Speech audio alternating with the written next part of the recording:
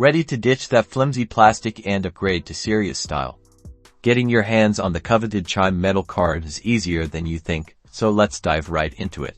First things first, fire up your Chime app. You'll need to be a Chime member and already have a Chime checking account and debit card. Tap on the settings icon, usually found in the top left corner or at the bottom of the screen. Scroll down in the settings menu until you spot the credit builder option. Tap on it. This is where the magic happens. Okay, pay attention.